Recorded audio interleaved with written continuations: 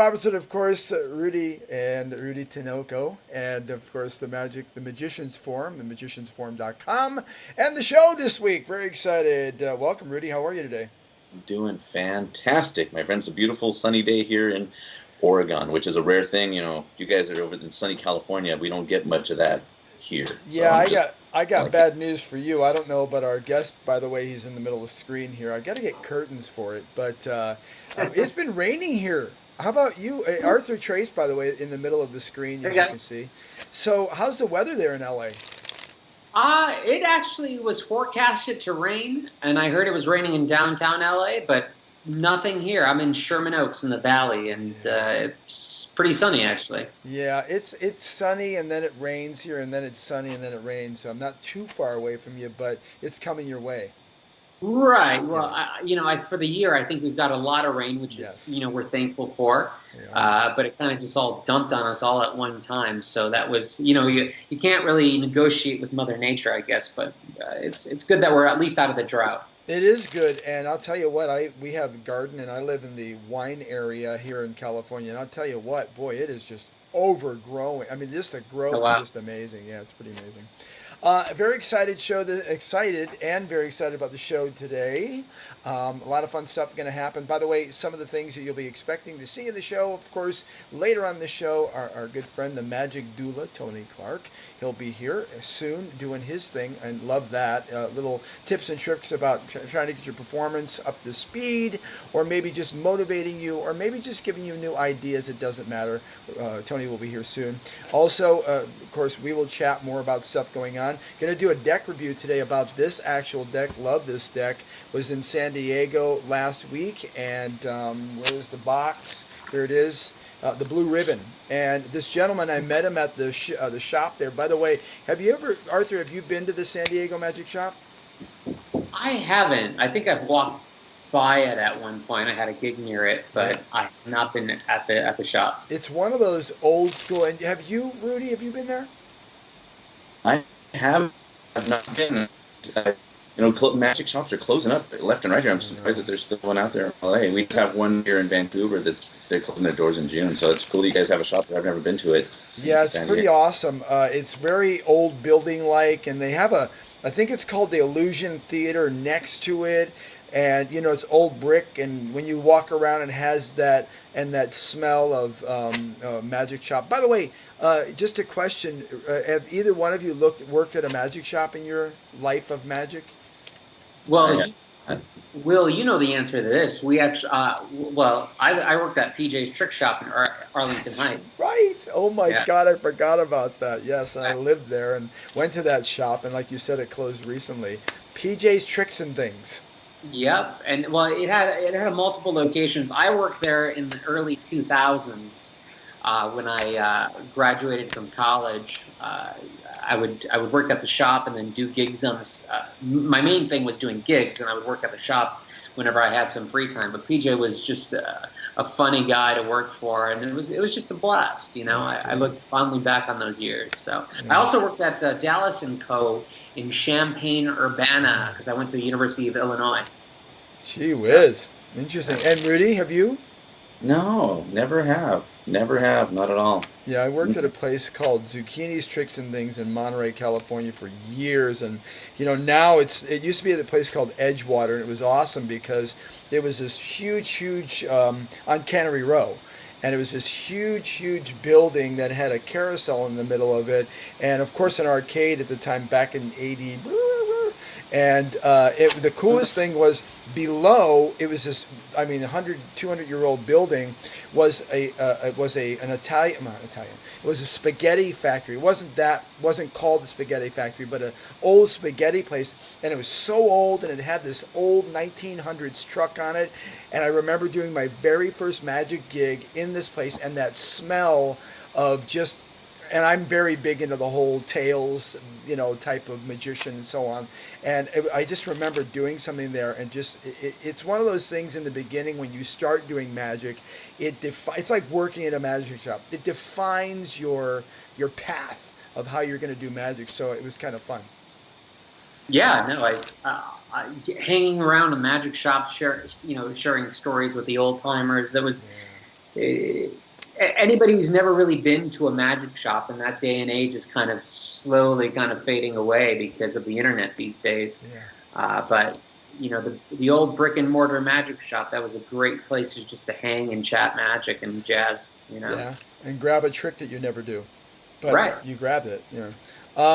So let's talk a little bit about your style. If you watch your style, it is probably, I would have to say, and I say this because I started back in like 81, and I remember seeing magicians back then that were doing new things. Like a good friend of mine was like doing, like, I don't know, space aliens and sabers and trying to do magic. It was really that time back in the 80s when everybody was doing something really strange. I think of not Goldfinger and Dove, but there was another group. They were like really chopping people up and blood was flowing. I was like a French magician, but I was doing weird stuff. But now, fast forward to now, and you have such an interesting, very cool style. What do you call that style? Do you have a Well, I call myself, my tagline's the artful deceiver. Mm-hmm. So anything that I do is really an expression of who I am. And I don't know if I can really put a finger on saying it's this particular style. I can just give you certain descriptors. I'm a very physical performer. There's almost kind of a dancer-like nature to everything I do, even close-up magic, because a lot of close-up magicians just perform from the elbows or the shoulders on down. For me, it's a whole from my very toes to the top of my head. It's a very physical experience. And I think I get that from Bob Fitch, who years ago, kind of inspired me to follow my instinct. And my instinct was, I held my tension all throughout my body.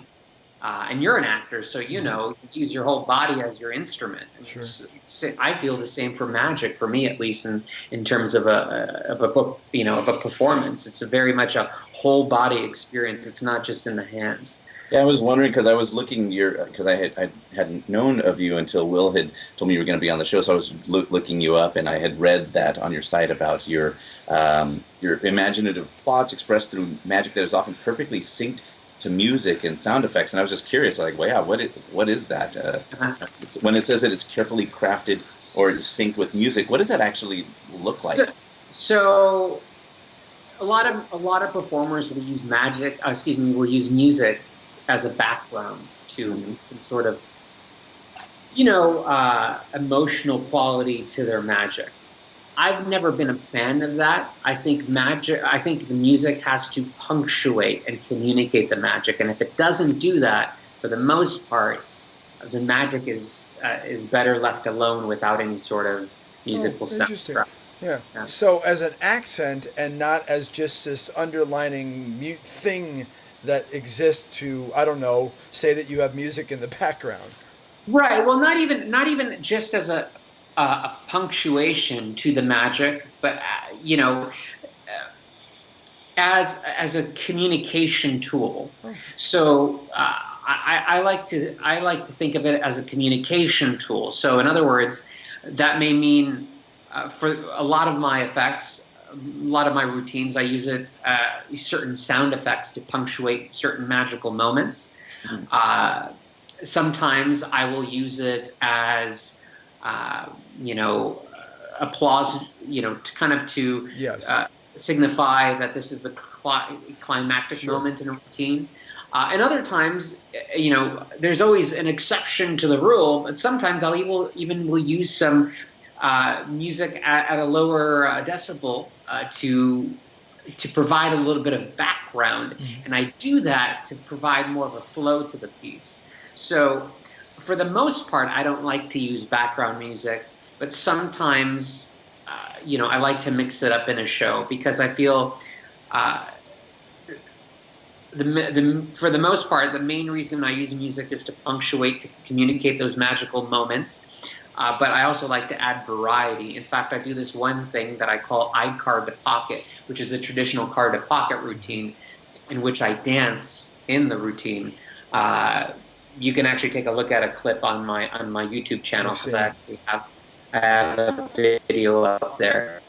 But for that particular piece, I make a point not to use music, but I'm listening to the music in my iPod, and so that's kind of the antithesis of what I was just talking about, That's interesting.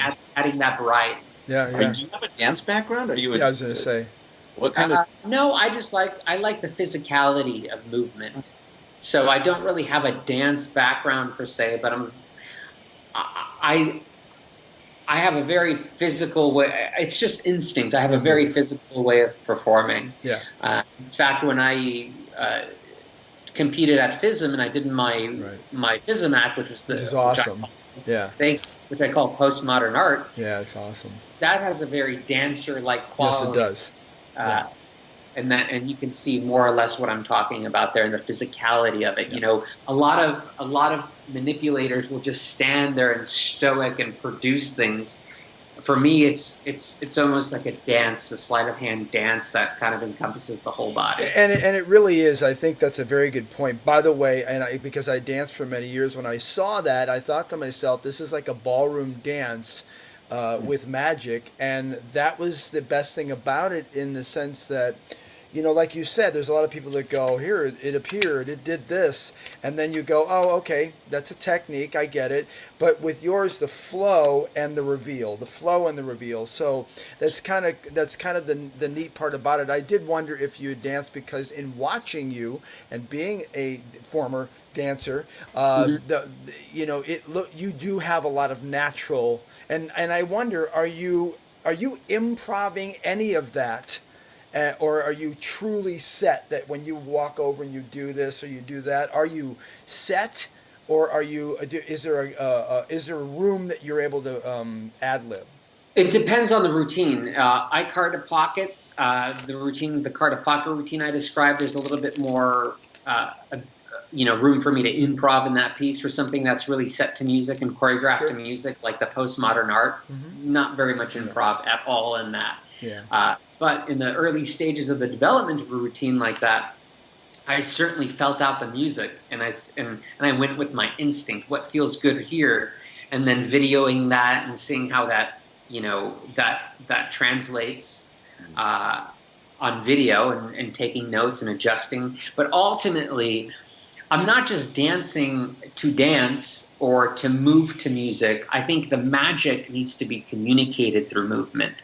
So if you notice in the Postmodern Art Act, it's not so much that it is a flowy movement piece with magic. The movement, the way I position my body, is all structured in a way to frame what's happening in my hands. In other words, if I make a coin, even though there's no coin magic, but just for the screen here and the frame that we're working with, if I have a coin and I make it disappear, if my whole body was visible, my whole body would be leaning towards that coin. Sure.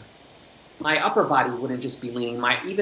From my right foot to my left hand would all be leaning in a diagonal. Sure. And so that would be the movement that would go into that piece, and having that coin disappear. Right, giving focus to the actual item, as opposed to just going, look, it's here.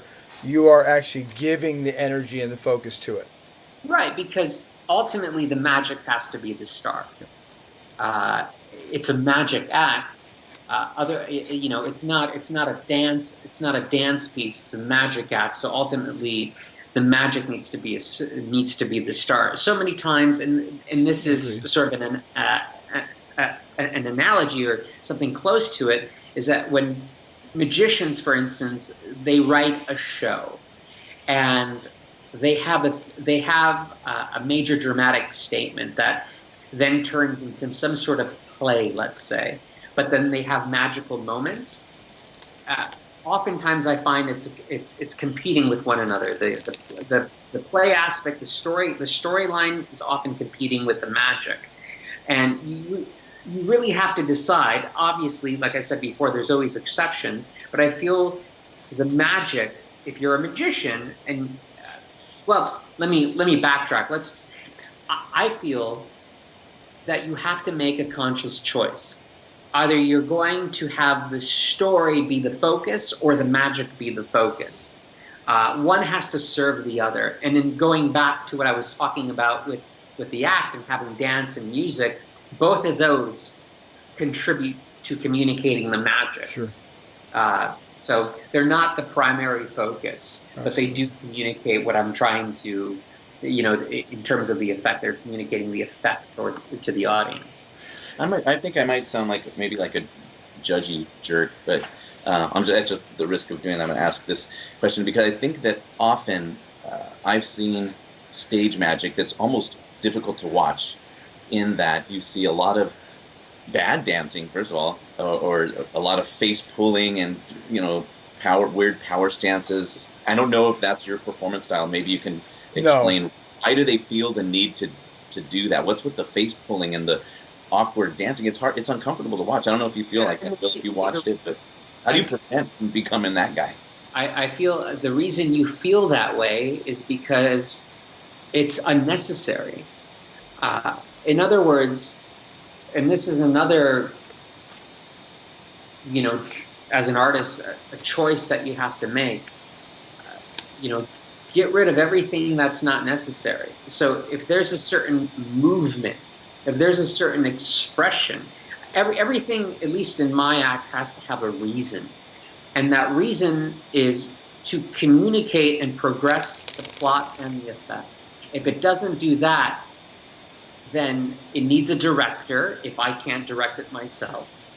And it needs to be getting rid of or adjusted in a way that makes it work in such a way that advances the plot, it communicates the effect, or it communicates something about you that you want to communicate with an audience. So, but no, that is not my style at all. No. Yeah. Let me throw in something on that one, Rudy. Is that I've said this before on this show and the other one, is that magic is in many cases considered hokey, and when you watch magicians, I mean, come on, let's be honest. You get a lot of people that go, "I bought a trick," and they come in, they want to press a button. They're more interested in making the this do that than to give us a trip to go from here to there and experience something. And as I've said before, and I'll keep saying it, is that I would rather do 2 tricks really well than to do 55 tricks kind of just to do tricks, because there's no traveling to anywhere, there's no experience, and there's no, in your case, Arthur, there's no theatrics, or there's no real putting anything entertaining to it. It's just doing a trick. If you make a card, you back palm it, you go ta-da. So you are adding in all the elements, as we all do, to be able to make sure that happens. By the way, you had earlier said about possibly a dog barking, and my dog just barked. So there that is. Hey, we're going to take a small break, and when we come back, I want to ask you how you actually started and what style your act was. But we are talking right now to Arthur Trace, and you can see on the lower thirds, you can see information about how to get a hold of him. And on his Instagram, it's all the same. He's a branding monster, so go to his site, arthurtrace.com. And of course, on Instagram, the same thing. Check it out here, and we'll be right back after this break. I've got to go take care of my dog.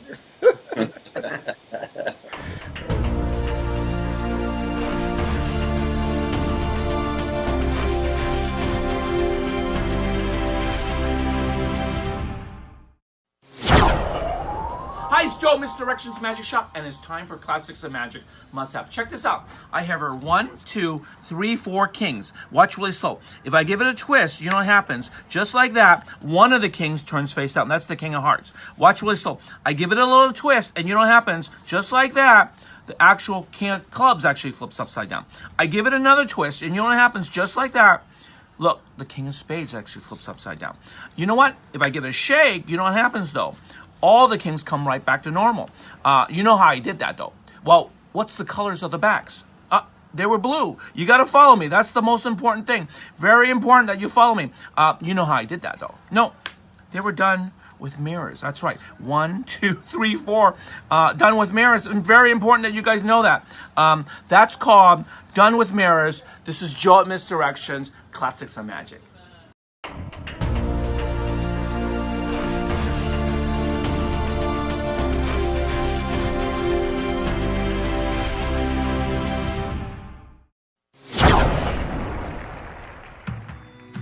I'm Arthur Trace, and I'm the Artful Deceiver. Initially, magic found me. I was in the 2nd grade, and a teacher assigned a take-home project, which was basically an old trick that magicians do known as the cups and balls. Once I learned how to do that trick, I was hooked. Like any art, I think magic adds beauty to the world. If it allows audiences to escape, that's a pretty major thing. Every artist has an inspiration, and lately, my inspiration is time. How we keep track of time is something that human beings invented. You know, as a magician, I can play with that and create different ways of seeing time. All right, welcome back to the Magicians Forum, and of course, Magicians Forum Live. And you, of course, are looking at me. I'm Will Roberts, and my co-host, Rudy Tinoco. I said it right, didn't I? You got it, man. Awesome. Just real Mexican said it. Perfect. Real Mexican. That's good. He is a minister and a Mexican. And it's really weird that you're just like outright about all that stuff. Yeah. You know, it's kind of funny because, you know, there's that Mexican joke with the magician, and he disappeared without a Arthur Trace. Oh, you my go. God. Have you heard that Mexican joke? I wish I could say that. I'm going to let you do the other part of the show that isn't All funny. right. Yeah, there's got to be some sort of reason. Can you go do a, take a break? All right, so here with Arthur Trace, of course, you want to check him out. You can check him out on his website, arthurtrace.com, and on Instagram, same thing, Arthur Trace. And if you hear that dog in the background, that's my dog, because there it is. He's part of the act. We're working on it. I traded him for a rabbit. It's not working out. Hey, Arthur, I wanted to ask you, one of the things, you know, when we all started magic, by the way, how old were you when you started? I was about 8. I was in the, I think I was in the 2nd grade, and my teacher assigned a take-home project, which is making and then learning and performing the cups and balls, a simple version. That's cool. With Dixie cups and cotton balls. You know, basic version where the balls penetrate the top center cup. And I learned that, had a great reaction from my peers, and then from that point on, I just went to my local library, got books on magic, started reading them, making my own props, and loving every minute of it. Yeah. And then from that point on, you know, it was that was back in the day, in the late 80s, early 90s, where David Copperfield had all these specials on television. So anytime he had a special, you kind of looked forward to it, and that magic bug just got reinvigorated every time he was on television. So I kept at it. And did it off and on. And then this was all through elementary school, high school from time to time. I was in my senior variety show at Hoffman Estates High School. And then once I got into college, I actually saw David Copperfield perform live. He came to my school. Wow. University of Illinois. And from that point on, I was just, you know what, I think I'm going to do this for a living once I graduate.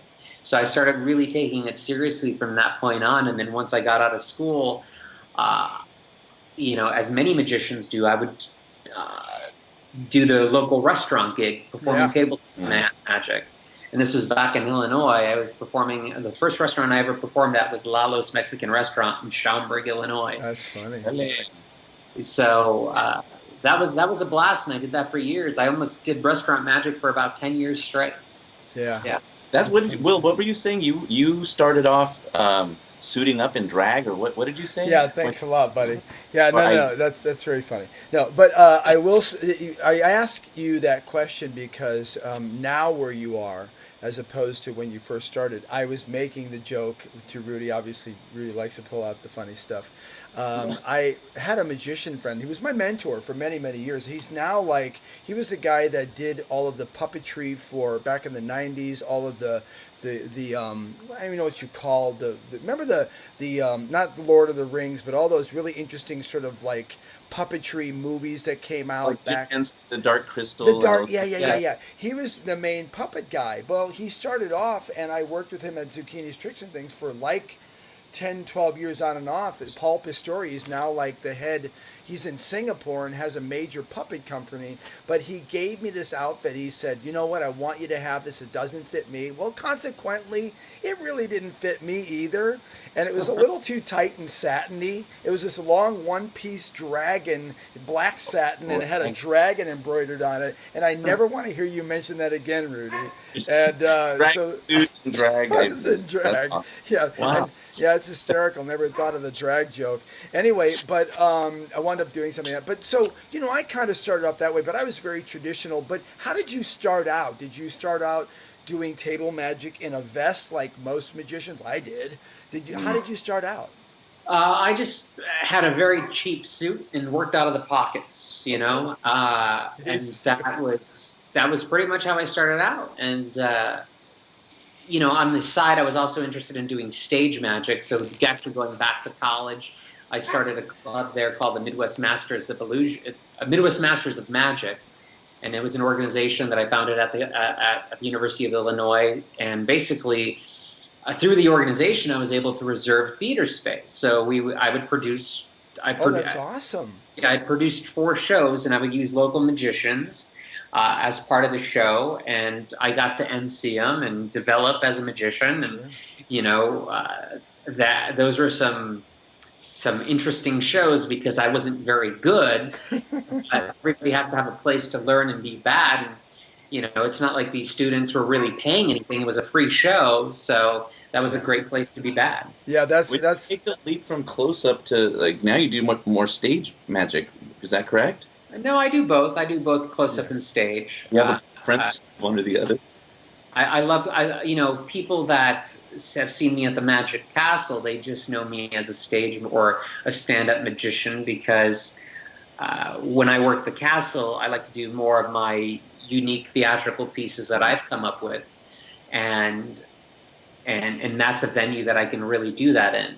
Yeah. But when I'm working a corporate event, like I have a corporate event in Florida next week, in which I'll be doing some close-up magic, and then after dinner I'll be doing a stage show. So it all very much varies. That's cool. So you start off strolling, which I always tell people is when I book myself, I always say, you know what, I'd like to start off strolling, and then when you go to have dinner, I'll be at the dessert because I never do a show during dinner, and then dessert. Because the cool thing is that you've built a rapport to these folks as you're strolling around doing stuff, and they already know that you're amazing, and so when you get to the show, it's kind of a cakewalk in the sense because you already have them. They go, oh, there's the guy that was whatever.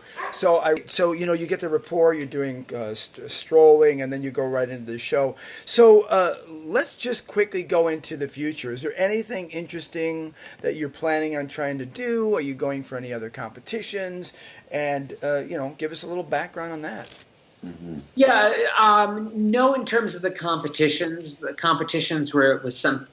was something that I started out doing very much early in my career, all the way through FISM, and that was kind of a goal that I had, and I've done that. I've been there, and now it's more or less working on my show. So I just recently did a mini tour of North Carolina, some performing arts centers. Oh, cool. And I'm going more in that direction in terms of touring. So, you know, touring with my Artful Deceiver show. I just got accepted to 2 more showcases. So I'll be showcasing in Orlando in September and Idaho in October. So hopefully I can book some more additional tours. And just doing my one-man show. That's, you know, I feel like that's a perfect venue for me. Touring theaters, performing arts centers. Just because the quality of my act is very much... You know, a lot of magicians will take the entertainment route, and some will take the artist route. You know, one is more service sector oriented, the other is more artist oriented. And I'm very much an artist. I have something to express, and I feel the performing arts market is the right venue for me to do that. Because if you go into any sort of other market, whether it's a cruise ship, even doing corporate shows, like I'm doing a corporate in Florida next week, as I mentioned, that is very much an audience that needs to be entertained, and rightfully so. And there's nothing wrong with it. That's how I make my living. But in the long run, I want to make my living and to continue to build up upon that and continue to make my living by performing my work and expressing myself in venues that really lend themselves to allow my voice to be heard. And I think theaters are that venue for me. Yeah, I can say in my relating to what you're saying, I spent, boy, about 7-8 years traveling around the world, about 115 shows a year doing my act. And you know what?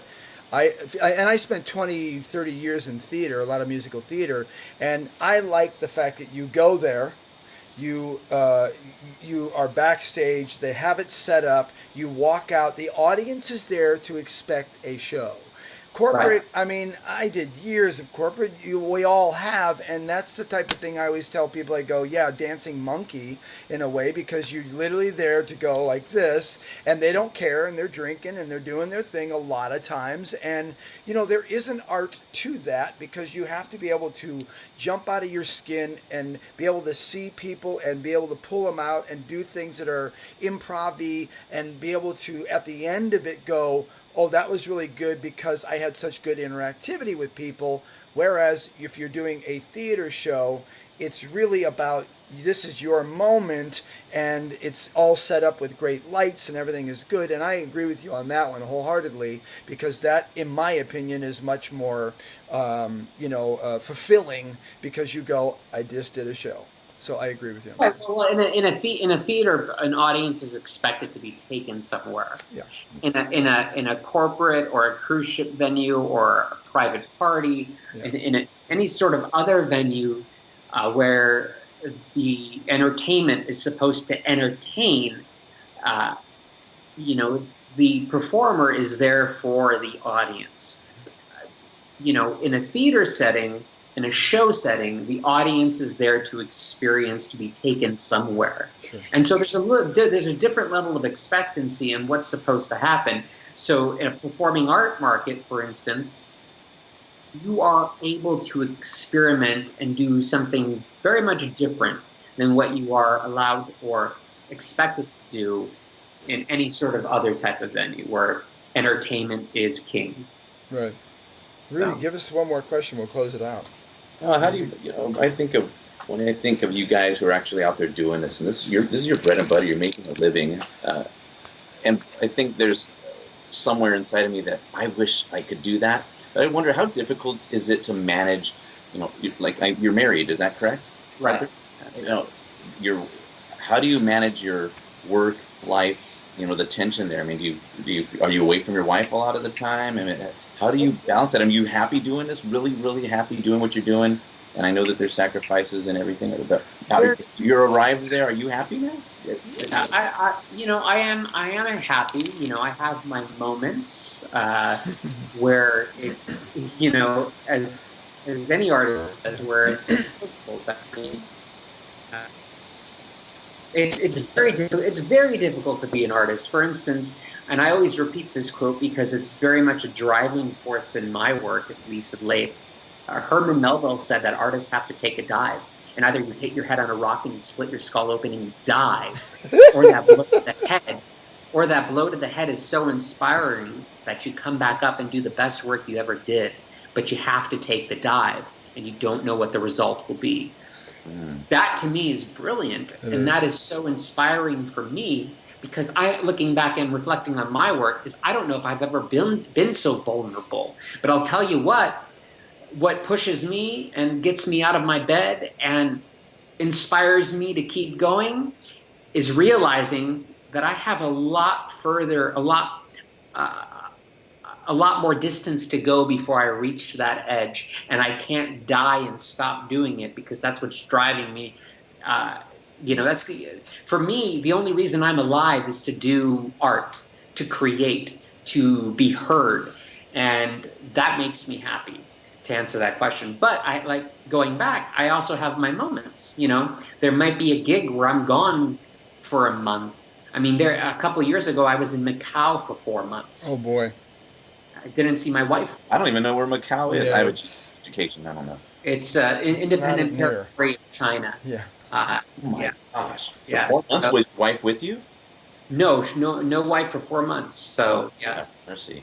but you got to make, she understands, and we make these sacrifices, but I don't think you get anywhere without sacrifices and committing, but there's a mutual understanding there, so we have a great relationship in terms of that. Which is But tough. Which is, think but that it's- which. sorry. Oh, I'm sorry. Go ahead. Well, I was just going to say, but it's because you've probably seen La La Land, right? Have you I seen it? actually haven't. I hate musicals. Yeah. Oh, Lord, I happen to love musicals. Damn, I was about to do a musical. I'll spoil the whole plot if you haven't watched it. But at the end, they finally lay hold of their dream. Each one of them gets what they finally wanted, but they really found that we got the thing, but are we really truly happy? And so that's what prompted the question. Oh well, that's just in life. I just never want to finally get the thing that I wanted, only to go, what the hell was it? Was it even worth it? Right. Yeah. I don't think that's a thing. I don't think you could ever get. I think you set goals and you go after them, but it's always and it sounds so cliche, but it's always the journey. You have to take. For me, it's taking pleasure in laying down, writing in my head, visualizing these ideas, putting them in my journal. Then going into the studio, building these things, putting them up on their feet. And this may be a process that takes years. Yeah. But ultimately, once it all comes together, it's such a beautiful, beautiful journey. And I take such great pride and pleasure in that's my life. Yeah. Yeah, Good. and That's good. and I will say as well is that, I mean, it may be cliche, but it really is the journey. As I've become older and done what I've done, the fact of the matter is that people always go, "Oh wow, you're there." I'm like, no, I'm not there. Even though I feel I'm pretty successful at what I do, but I do enjoy the process, and you have to enjoy the process for what we do, because if you don't, you'll go nuts only looking for the job, or only looking for the end result, like the paycheck or whatever, to say I did performed here or in Vegas or whatever. But it's the process, and that process, the joy of that process, is for me that wakes me up every day really early and stay up late at night and go, yeah, I want to. And people go, aren't you tired? You're always working. And no, why would I be? I mean, seriously, this is exciting. And, I remember being away a year or so ago doing a Netflix film for 46 days. I have a 5 and an 8-year-old. I've got my wife, who I absolutely love. But she knows, and that's the thing I'll say to Arthur, is the same thing, is that it is very difficult in this industry to find relationships, because they are, in most cases, because I was in one before where it was horribly tragic, because she did the same thing and it didn't work out. And I made this joke to our last guest, Joel Ward. And the fact is that it's difficult because it's very selfish. And people go, oh, this, and I love my family. And sometimes I go, my career is really, really important, everybody. And they go, I know. But it's the journey to do this and then be able to put those pieces in place. And then at the end of the day, go, I accomplished something towards the goal I have. And by the way, the goal keeps moving. Right. Wouldn't you agree? Yeah, I agree.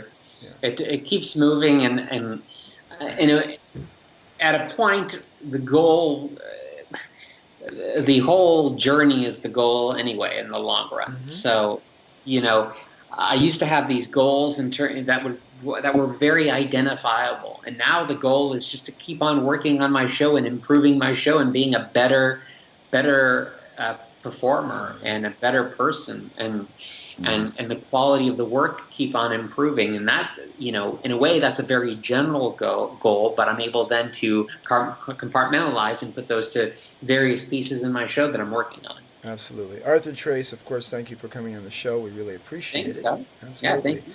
Go to the website, arthurtrace.com. You can see it at the bottom. And, of course, on Instagram. Follow him, but not really follow him on the streets or anything. Check out his work. It's amazing. It's astounding. You are truly, and I'm not just saying this because you're on the show, you're definitely one of my favorites because I appreciate the way you do things. So, yeah. And that's it, Rudy. I think we're going to go to a break and then end this out, okay? Sounds fantastic. Thanks again, Arthur, for being with us. Appreciate it. Thanks, Rudy. Good meeting you. You All too. right, everybody. We're going to take a small break. When we come back, I got to go walk my dog again, and we'll be right back after this really small break. Hi there, this is me, Brent. I'm going to show you 3 things that we have in stock, and it's the last 3 for a very long time, maybe ever. The ABC coins, American, British, Chinese coins, great coin routines, and no sleight of hand, $100. Yep. And Vapor, although they don't make it anymore, this is a brand new sealed with a ton of cartridges, and it's only half price the retail. Come on down, Magic Apple, these aren't gonna last. Or send me a message and I'll hold it for you. Okay, bye bye bye bye bye bye bye.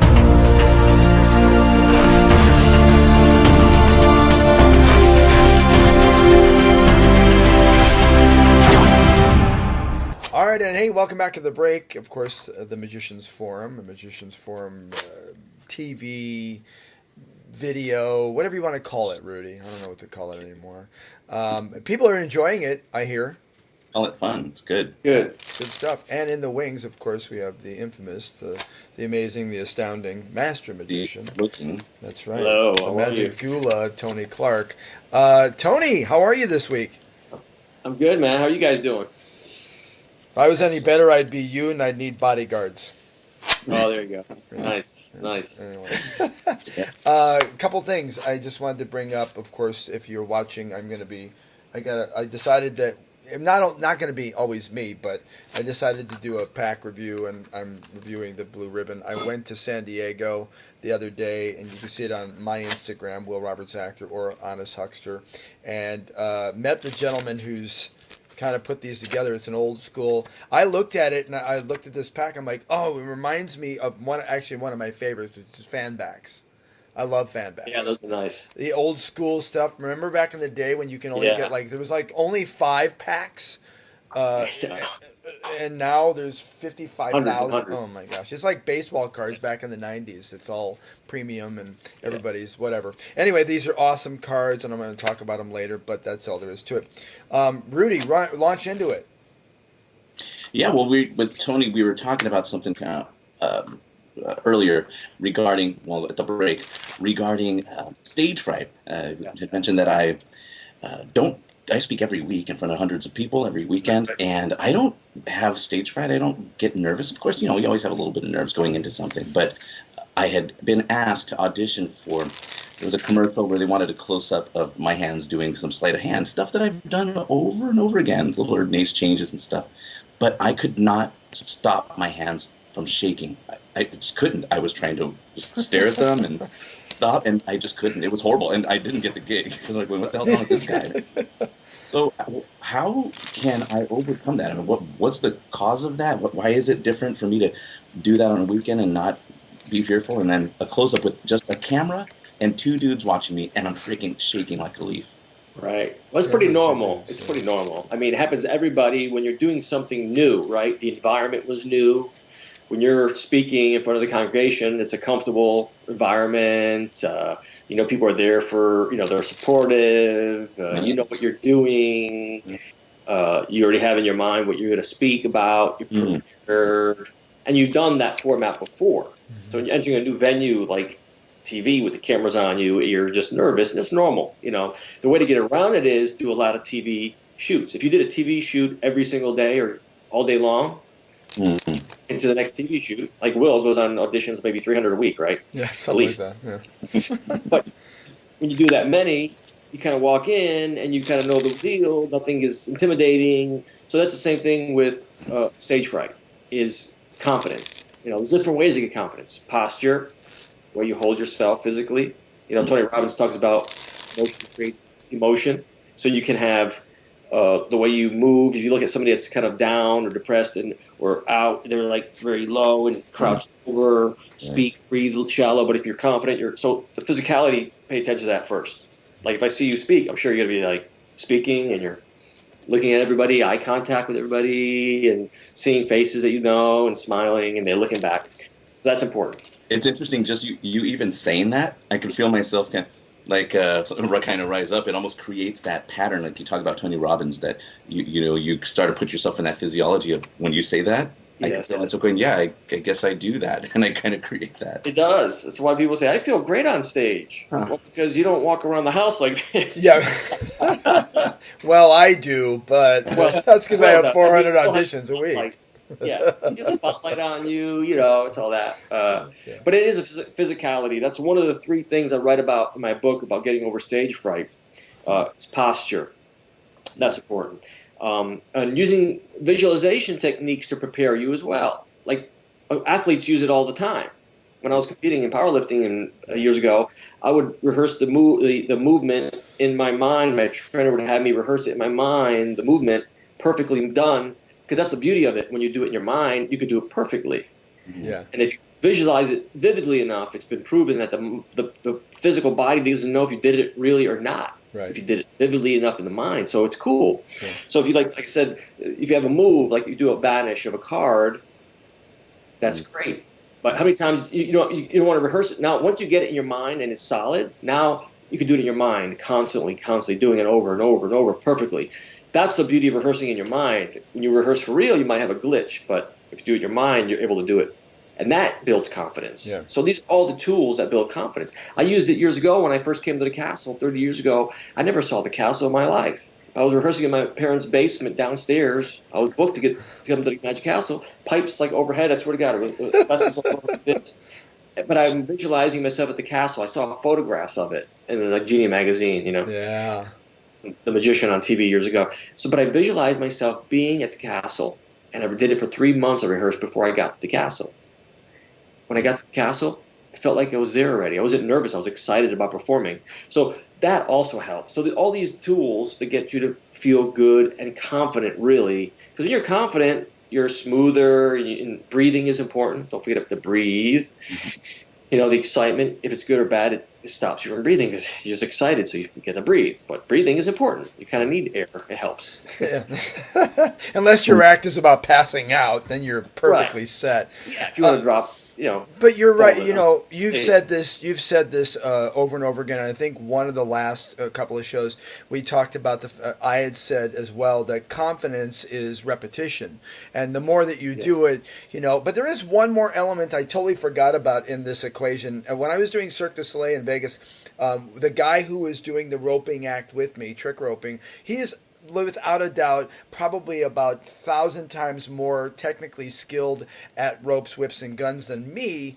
But you know, we were both on stage with each other. But yet it came to the last performance that before we opened, and they call that the Lion's Den, and that's where Guy Liberté shows up with about 6 people from Cirque du Soleil, and they look at the show and they go, "Done, don't like it, cut, blah blah blah." Well, we had done it, and he was so freaked out and so nervous that everything went out the window, and he came up to me and he goes, "Will, you've been doing," he's like 27, I was 46 at the time, and he goes, "What do I do?" And I go, "This is the tip I have for you on getting over this stage fright, and that is," and I can't really say it here because you're a minister, but I said, "You need to perform and think to the audience like I'm putting my middle fingers up, like I'm here, I'm doing this." And so basically, the audience, psyching him out, I say, "Go out there and say, F you, and do the performance." And he said, after the show, he came back and he goes, "I am so amazed how liberated and how amazing my performance was, because you're right. I said, hey, forget it, and I just blew it out." And a good friend of mine that worked at Disney used to tell me all the time, he goes, "Lock it in and blow it out. Lock it in and blow it out." And that's something I've always worked on, which is, hey, you know what? I'm doing this. I'm here for a reason. You're watching me. I'm not watching you. Tony, what principle at work is he referring to in this? That bravado. What is that? Is that horrible advice from seem to work? Well, it does work on. Yeah, I mean, everybody has their own way things work. You know, like I use a technique to get ready for a show, to get psyched, and I did it since I was powerlifting. I would go like this. Yeah. Like a power move, I call it, and it gets my energy going, and then I get it. So everybody has their own thing. You have to find what works for you. Some people listen to certain music. I say boom. I go boom, boom, boom. Yeah. And it's like an Anthony Robbins thing where you're putting yourself in a state. It's a power move, yeah. Yeah, and it's interesting because at church, when I'm getting started, I get up there and I say "F you all" too. Well, so I guess that principle. Thank you. Well, Oh, Put you know it to what? it. You stop it, you unconditional priest minister, you. Oh I mean, my I mean, it does it gosh. also. There's a different way to look at it too. In the early days, I did it that way, like it's Yeah. about me. But now I look at it and I say, I think of my best performance I ever had, and I remember, wow. So I put myself in that state and start the show from there. Yeah, there you go. That's a good one. Yeah. That is Well, what's the best show I ever had? I said, well, I had a show once, man. They stood up for me. It was like a crazy situation. It was just a beautiful event, and it was just wow. I think about that and just feeling that, and now I go on stage. Yeah, you know, that's a very, Yeah. very good point. I want to bring this up as well as a spin-off to what you're saying is that I'm going back to the show I did. There was 85 of the top Olympic people, you think you can dance people, and some variety acts like myself. And it's interesting because halfway through it, they came in, Cirque du Soleil came in, and they fired half the people. And one of the biggest reasons was that I was up there rehearsing 12 hours a day, doing all my stuff and whatever I could do. And there was a row of the people, 2,000 seat theater, and there was like 25 of these young people sitting in the front row, and they all said, had my headset on, I was popping, locking, spinning hats, whatever. And they said, hey, Will, we have a question for you. I said, what's that? They go, why is it that you're always like 150% and you're like always, are you doing drugs? And I'm like, they said, what's the answer? I'm like, the answer is passion. The answer is that they said, but we're doing the same. We did what? 2 shows a night, 5 days a week, 1,400 shows. They go, why is it that every time you do it, it seems different? I said, because it is. Because even if one person in that 2,000 seat theater gets it, and I'm doing it for that one person, that's the key to the success. Is stop focusing on the whole thing and focus on one person at a time. Right. It is. Yeah. Be healed. But it's confidence that if you weren't confident, you couldn't do that. This is true. It goes back to being prepared, right? Yes. You could lie to yourself, but there's a point when the truth has to come This is out. true. If This you is know, like Rudy, when you're speaking, you know what you're saying. Yeah. You're passionate about what you're saying, and you believe it, and you know it's going to help people. Yeah. That's a layered, so you are there more than just for yourself. Yeah. You're doing it. It's a great outcome that you're looking for and you're hoping for. And you're doing good stuff. So with magic, we're doing the same thing. We're making people forget about their daily ups and downs. We're giving them an outlet that they never would have. So use that approach. Say, I'm doing something to give these people a little mental vacation, to get away from all their stress at home and all their problems for a moment. And I had people come, after the show, they say, God, what? It was so nice, and I have this going on in my life, but during the show, I didn't think about it. And that's what we're doing. So we do the same thing in magic. It's true. Now, Tony, can you lift your book up to the screen? Because what book? This is a giveaway for that we still have to choose somebody. Oh yeah, we'll do it in about 4 more shows. This is some fantastic information. It really is. Here in the book, and that some lucky winner will be able to have that in your library. And so you can go to themagiciansforum.com, and then you're gonna see a category there for the show, and just go and fill out the little form that Will has put up there and enter in. But this is fantastic information, Tony, which, by the way, if you don't know this, Tony has a lot of downloads available on his website. Right. Great. He was talking about a sponge ball routine, which I haven't seen, but I'd love to see it. I'd be curious what your unique, but lots of great information that Tony's given to us, and I just want to say thank you, Tony. Fantastic. It's easy when you love it. It's like people thank you. I'm sure after you speak, it's like for what? I got more out of it than you did. Yeah, right. Oh, by the way, can I have the check? Oh, I'm sorry. Did I say that? Yeah. Right. That's the evil. You got to, you have to live too. But you gotta live.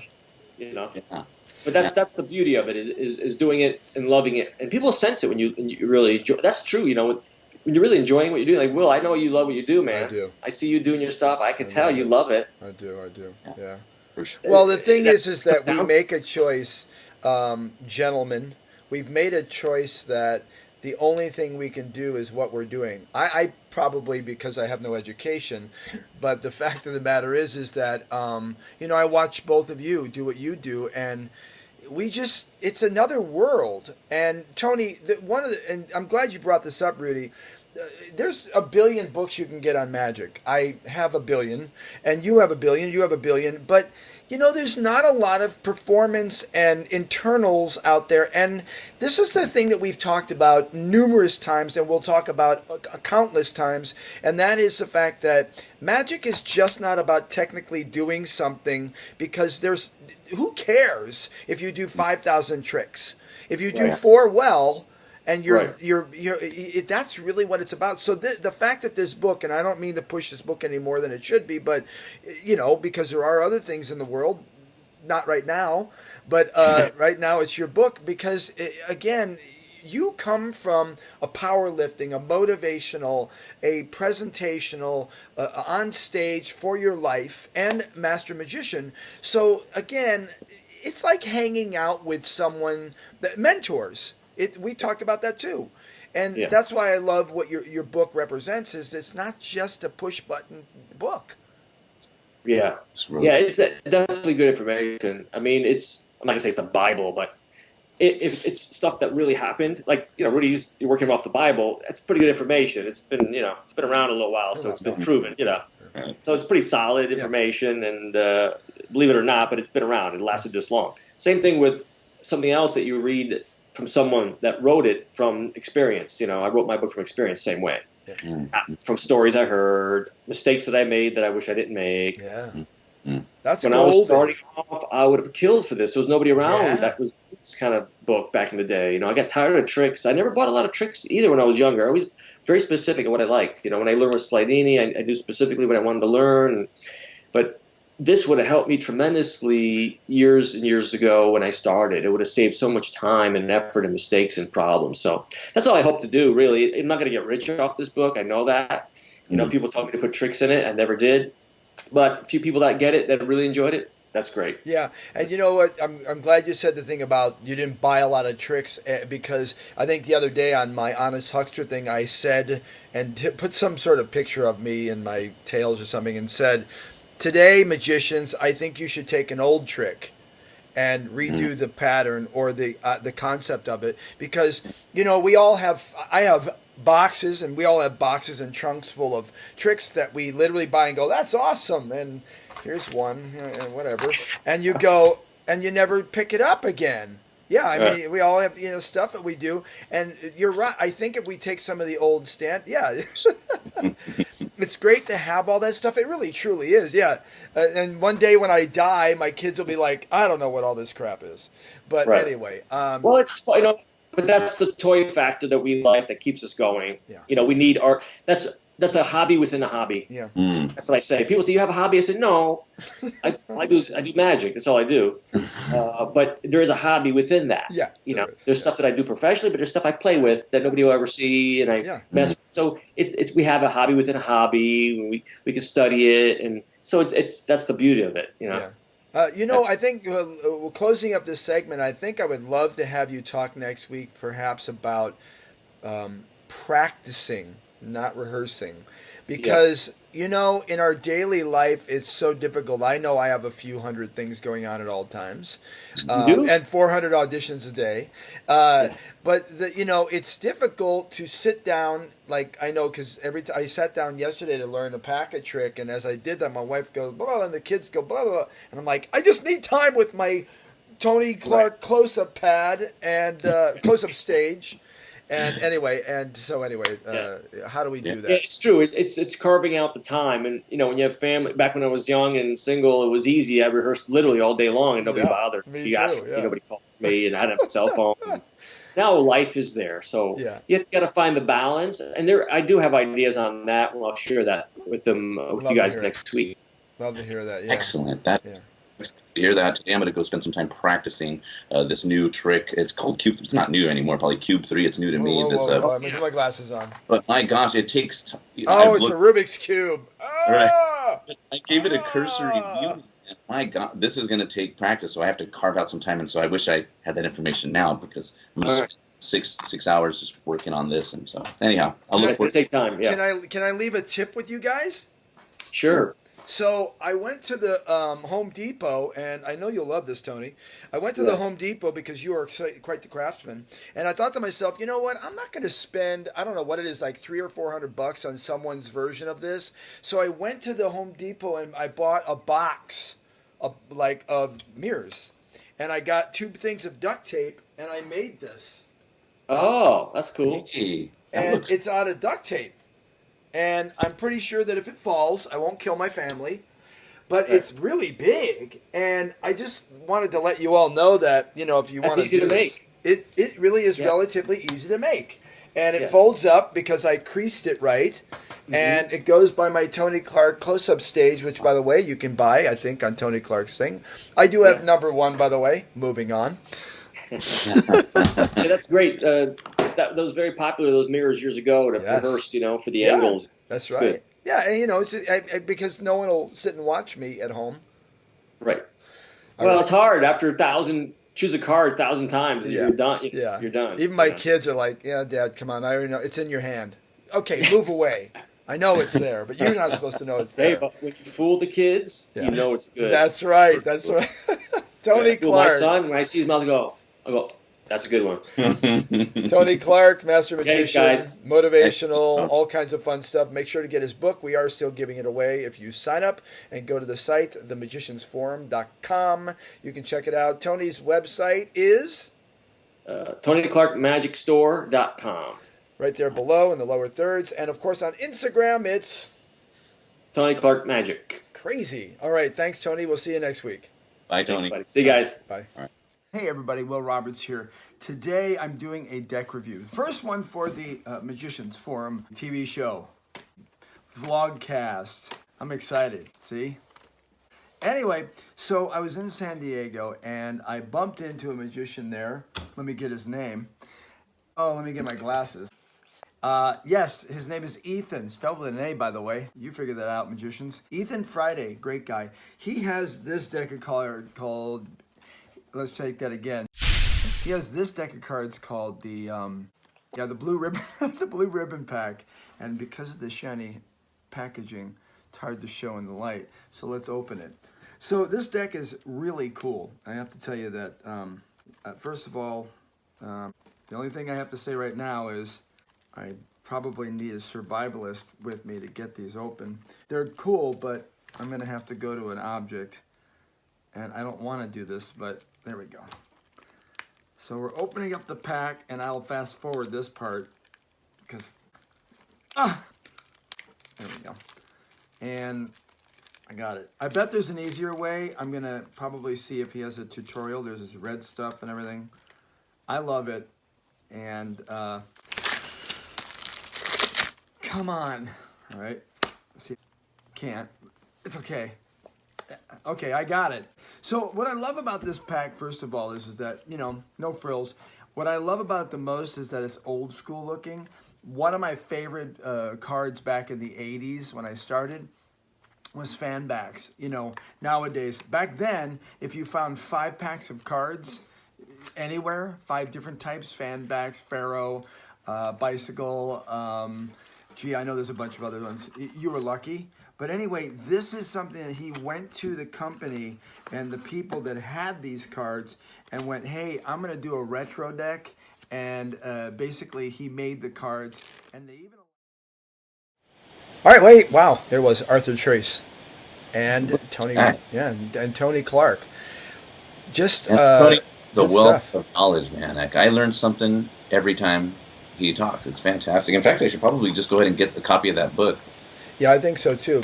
Maybe you could just... Have you read it yet? Do you have it? No, I don't have. Actually, now let's actually technically start now because we'll start. Let's start again, just the way in case that beginning is funky. All right, ready? Here we go. All right, there it was. Arthur Trace, Tony Clark. What a day! Fantastic. I learned Tony's such a wealth of knowledge. I learn something every time, and in fact, I really need to get myself a copy of that book of his. I have a recommendation. You can log on to the Magicians Forum and sign up. We're giving one away. It's signed by Tony Clark. And I can pick my own name out of the drawing. Well, I don't think you're supposed to tell anybody that now. You're supposed And to go, I don't know how it happened, but I picked the name out and it was me. Right. Unbelievable.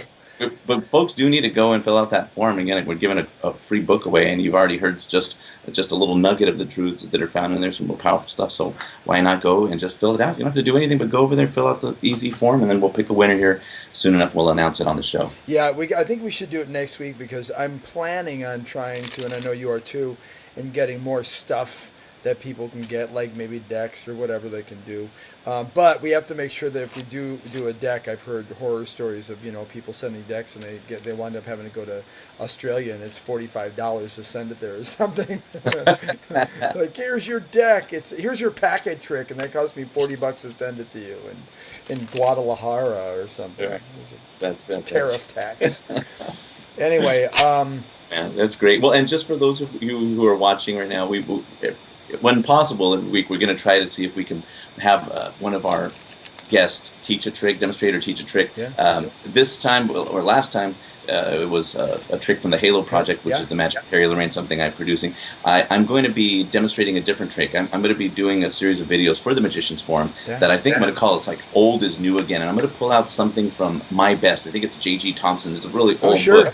But there's a trick in there that I think is fantastic, and it's older than sin. So I don't know how many folks are familiar with it, but I'm going to teach you how to do that. So I love that. Yeah, absolutely. And like I said in the show, grab something that is maybe one of your old standards and try to figure out another angle on it. Or you were talking about this a couple of weeks ago, and that is that you were combining one trick, a Harry Lorraine trick, and another trick to do I love that. First of all, I usually take, like I made a stage, platform version of 3-card color money.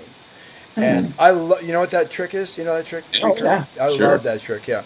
But I took that, and what I did was I did a 3-card color money. I made it, and I took stars and did that instead. And I got a 14 of diamonds that you can get. So I used that instead of that because I couldn't manufacture something that didn't look hokey. But what I do from there is that I do the 3-card color money, a stage version, and I worked out the moves with it. And then what I do in the end is I take the card, the 14, and I say, wait, I'll tell you what, we're going to do it this way. And when I go back and I set up for 2-card money with the big cards.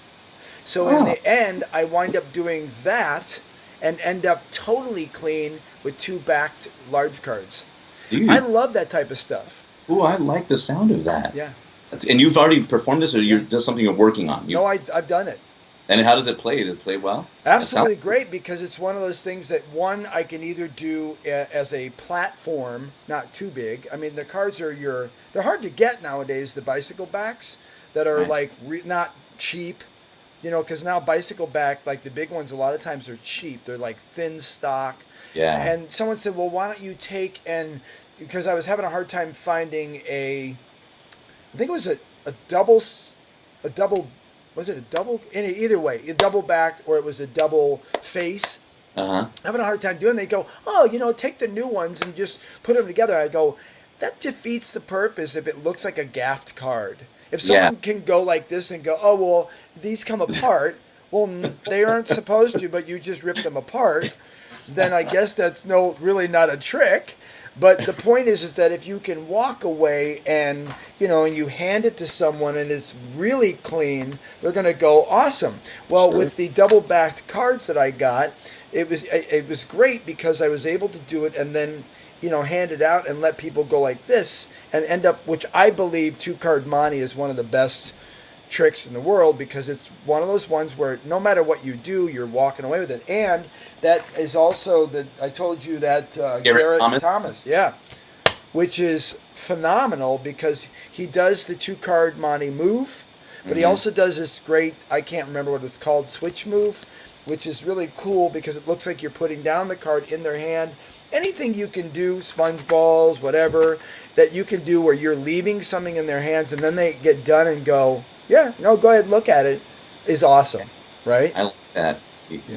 I don't think I've seen that Garrett Thomas that Monty thing. It's amazing. It's Monty. I've heard of it. I have not seen it, so I'll have to go check that out. It's so cool, and this guy that originally told me about it at the Magic Shop with the, by the way,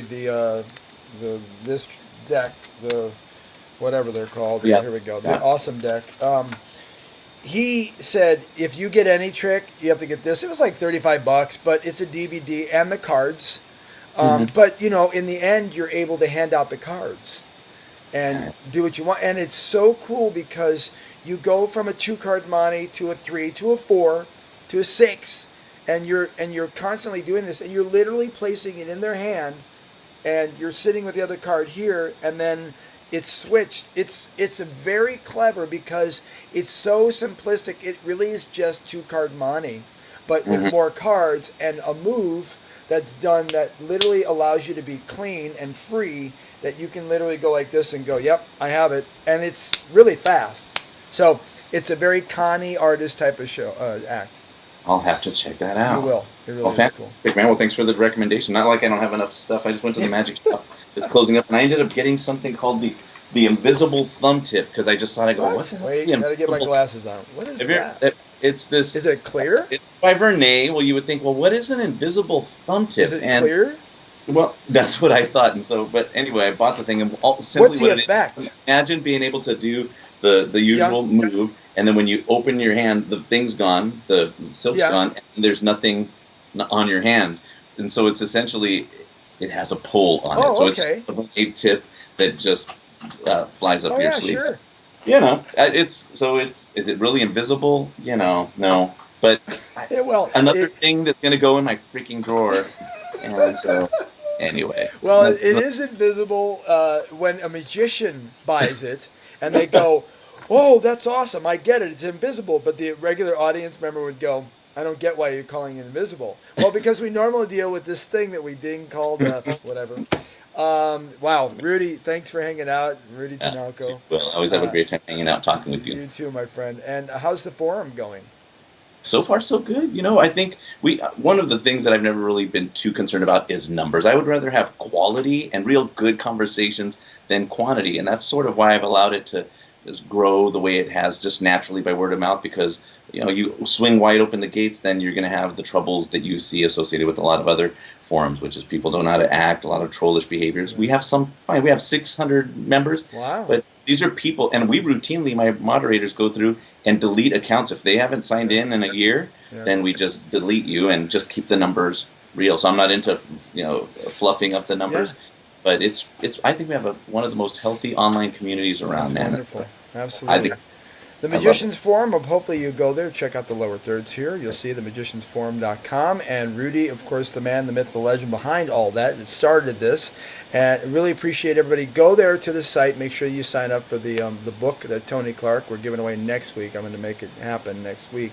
Make sure you check it out. Of course, at the end of this show, watch the trick that Rudy is going to be showing, or spotlighting here, and you will be able to go to the website and get either the PDF or watch the video tutorial, either way.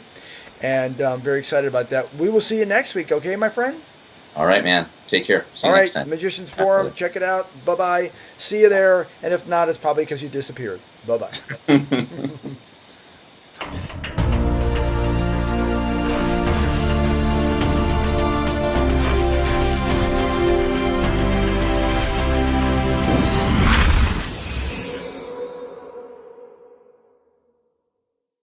I'm going to show you a trick that I learned from my friend Frank Zach. Honey, would you please shuffle up those cards? And I have in my pocket some blank cards. And what these cards are going to do is become whatever cards Charlene is going to deal out. I'll deal 4 cards up on the table. Okay, right there. 1, 2, 3, 4. Turn them over, see what we've got there. Ace, 9, 4, Queen. All right, so like I said, these blank cards are going to become these cards. So let's start with the Ace of Diamonds. Okay.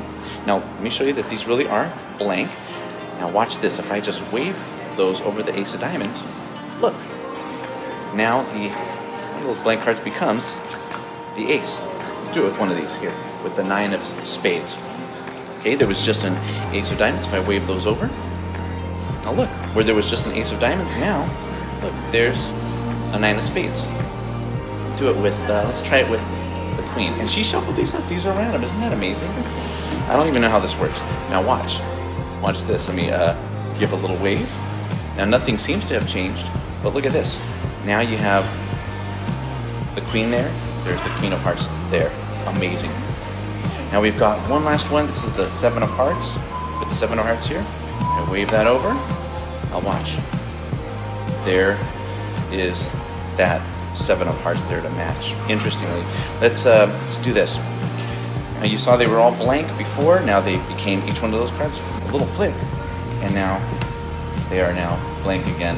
And I'll show you that each and every one of those is really blank, and I don't know how that works. Frank Zach taught me how to do that, and it just works by magic. Thank you so much.